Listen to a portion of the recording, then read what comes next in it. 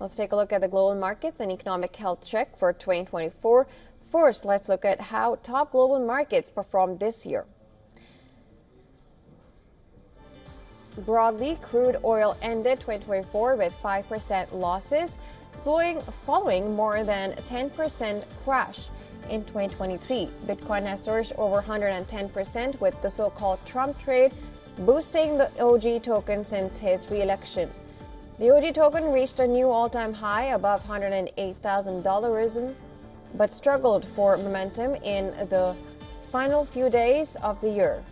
Gold was the other big beneficiary in 2024, the yellow metal repeatedly hitting new record highs this year to gain nearly 29%. Dollar too kept humming along on safe haven trades. Inflation kept the greenback well bid with gains of nearly 6%. Moving on, Asia-Pacific stock markets. Broadly, investors bet on Asian stocks with Shanghai Index and Japan's Nikkei showing double-digit gains. Indian benchmark Sensex and Nifty marked another year of record gains. The OC Index too marked a record-breaking year despite being one of worst performers in the Asia-Pacific region in December. The story in American stocks was no different, with U.S. benchmarks and the Canadian index showing double-digit returns. S&P 500 gained over 25%, while the tech-heavy Nasdaq soared more than 35%, driven by AI euphoria. However, the Brazilian stock index was the outlier with losses of about 9% for the year. Stocks across Europe and Africa rose despite West Asia tensions and a trade flare-up with China.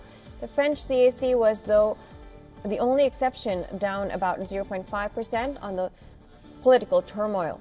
Despite the German economy losing momentum, stock index there was the biggest gainer in Europe with 20% returns. South African benchmark gained over 12% for the year.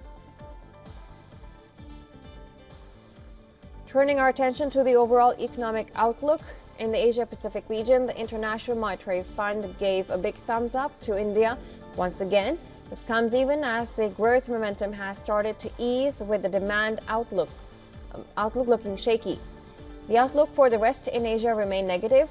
For China, the outlook is still mired in doubts because of the recession in its real estate crisis despite a stimulus blitz. Australia, too, is predicted to underperform on uncertainty about central bank action. In the Americas, the outlook for the U.S., Canada, Brazil, and Argentina shows that more needs to be done. For the U.S., Trump is like a double-edged sword. His policies are driving differing views on the economy. While the Fed started its easing cycle with a bazooka cut in September, the policy outlook is more modest for this year. Economic activity expectations in Canada, Brazil, and Argentina were cut.